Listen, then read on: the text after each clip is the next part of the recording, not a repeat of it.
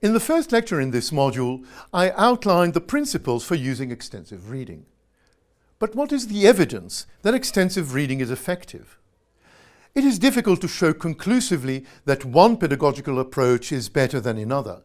But over the years, evidence has amassed that extensive reading is a crucial element in language teaching, to the point that Paul Nation suggests that extensive reading should take about 20% of course time. One of the earliest key studies was conducted by Eli and Manguba in Fiji, where they implemented what is known as a book flood program. The name indicates the large amounts of reading that the pupils did. This was a primary school context, and the learners who were exposed to the book flood outperformed those in other schools in reading comprehension, grammar, listening comprehension, and writing.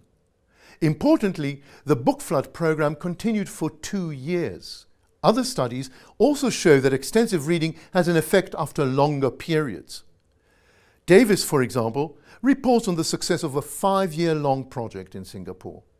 Short-term interventions are not successful in improving reading comprehension. But we do have evidence that programs that run for 2 or more years result in better reading comprehension and in a general improvement in language skills. Researchers used to think that extensive reading would be a major way of learning new vocabulary.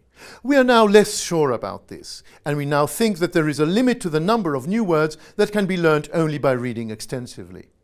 This cannot replace explicit teaching of vocabulary. But what reading extensively does do is deepen the knowledge of words that learners have already met and that they know to some extent. The deepening and strengthening of word knowledge happens for 2 reasons. Firstly, words are repeated, and secondly, these repetitions happen in different contexts, thus helping the learner create a more complex and more complete picture of the way these words are used. This strengthens the idea which I introduced in the first lecture on this module, namely that extensive reading is supplementary to what is happening in the rest of the language learning program. One area where researchers have found consistent effects of extensive reading is reading rate and reading fluency. Even short interventions of just a few weeks have been shown to increase reading rates quite substantially. One effect of extensive reading that appears with short-term programs is on reading attitudes and reading habits. One study that looked at readers with low literacy found that the extensive reading program helped these readers to develop reading habits. It helped them to engage with reading more, and it changed how they read. Importantly, they reported that they were able to finish reading books that they had started. The researchers interpreted this as indirect evidence that they developed the motivation to read. Another study asked learners to report about the actual experience of reading. The study explored what is known as a feeling of flow, that feeling which we sometimes get when we are immersed in what we are doing. We are focused and concentrated in it. We are less aware of time passing and of external distractions. The researcher found that learners did report experiences of flow while engaged in extensive reading in the classroom, but this did not make them read more outside the classroom. This suggests that there needs to be some teacher support to help learners move towards reading independently outside the classroom.